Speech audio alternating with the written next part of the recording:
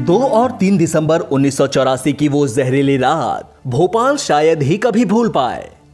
वो रात जिसने एक साथ कई घरों में अमावस जैसा अंधेरा पसार दिया।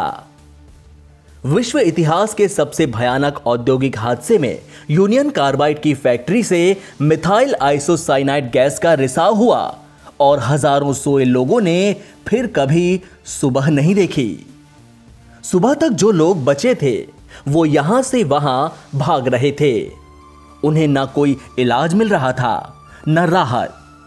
सरकारी लाल फीता शाही कहें या फिर अनदेखी कि हादसे के 37 साल बीतने के बाद भी पीड़ितों या फिर उनके घर वालों की जिंदगी से ना तो जहर दूर हुआ और ना ही भागम भाग खत्म हुई है। इस वक्त हम खड़े हैं भोपाल गैस त्रासदी, दुनिया की सबसे भीषणतम औद्योगिक दुर्घटनाओं में शामिल भोपाल गैस त्रासदी की उस जगह पर, उसी परिसर में हम खड़े हैं जहां 37 साल पहले ऐसी दुर्घटना हुई थी जिसने भोपाल में रहने वाले लोगों के जीवन में जहर घोल दिया था।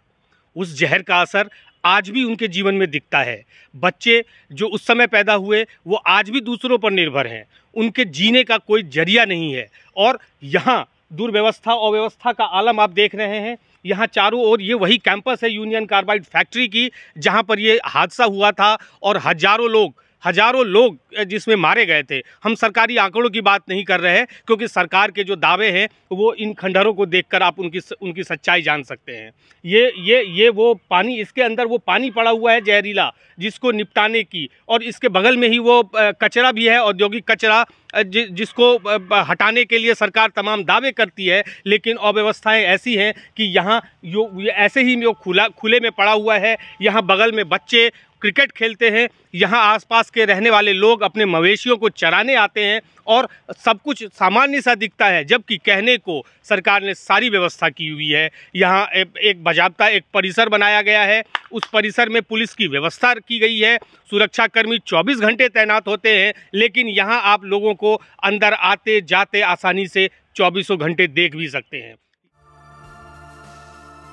सुनिए उस भयानक रात को क्या हुआ था। ये हुआ था सर, मेरा नाम सावित्री राय, मैं जेपी नगर में रहती हूँ। मेरे उस टाइम पे 5 बच्चे बड़े थे, 2 लड़की और 3 लड़के छोटे थे। और छोटा लड़का था ना वो 5 महीने का था। जिस टाइम गैस निकली है पूरा महीने भर का नहीं था। तो हम लोग सो रहे थे और मेरा मकान वहीं पे जो झुग्गी बनी थी, और मेरा आदमी ठेला चलाता था, बाहर सो रहे थे। तो जो धसांग उड़ी, गैयें भी थी, बकरी भी थी, मेरे यहाँ गाय बकरियाँ भी चिल्ला रही थी और हमारा आदमी भाग दौड़ हो रही। तो बोला कहला कि भाग दौड़ हो रही, मिर्चियाँ जल रही हैं, कहला उठो। तो जनता भग रही थी, उठ रही थी, गिर रही थी। भाई क्या हुआ? कहला मिर्चियाँ जल गई, वहाँ पे सब्जी मंडी में आग ही लग गई। तो हमारा आदमी बोला कि मंडी में आग ही लग गई, कहाँ भागो? सब जो भगते दिखे ना, तो मेरा लड़का अच्छा 10-11 साल का था, बड़ा लड़का। तो कहने लगा कि मम्मी कहला भाग दौड़ हो रही, तुम भी भागो। तो हम मोहल्ले वाली इकट्ठे हो गए। हमारा आदमी ने बोला कि तुम इनके साथ में तुम भी चली जाओ। तो मैं कि भैया तू घर रहेगा, हम जाएंगे। तो सब बोले हम लेके कि चलो। तो हम लोग जाने लगे, एक को पकड़ के एक हाथ, ऐसा है कि आंखों में खूब मिर्ची लग रही, जो कोई बाथरूम छोड़ मतलब सांस नहीं ले पा रहे थे। जो गिर जा तो एक का दूसरा हाथ पकड़ के उठा रहे थे। ये वो रात थी जिसके बाद भोपाल के हजारों लोगों की जिंदगी में कभी सुबह नहीं हुई। सरकारी आंकड़ों में मृतकों की संख्या 5000 के करीब बताई गई, लेकिन पीड़ितों के मुताबिक वास्तविक संख्या इससे कहीं ज्यादा थी। जो बच भी गए उनकी जिंदगी कभी सामान्य नहीं हुई। हादसे के कई साल बाद पैदा हुए हजारों बच्चे आज भी शारीरिक अक्षमता और बीमारियों के शिकार हैं। उस रात को याद कर पीड़ित आज भी सिहर जाते हैं। उनकी आंखों से बरबस आंसू निकल पड़ते हैं। दर्द का एहसास इसलिए ज्यादा है क्योंकि पिछले 37 सालों में सरकार ने दावे तो खूब किए, लेकिन पीड़ित आज भी मुआवजे और पेंशन के लिए भटक रहे हैं। वे आज भी प्रदर्शन कर रहे हैं, लेकिन कहीं सुनवाई नहीं होती। सरकारें अपने वादों को लेकर कितनी गंभीर रही हैं, इसका अंदाजा यूनियन कार्बाइड फैक्ट्री की मौजूदा हालत को देखकर लगता है। जहरीली गैस के कचरे का आज तक निपटारा नहीं हुआ।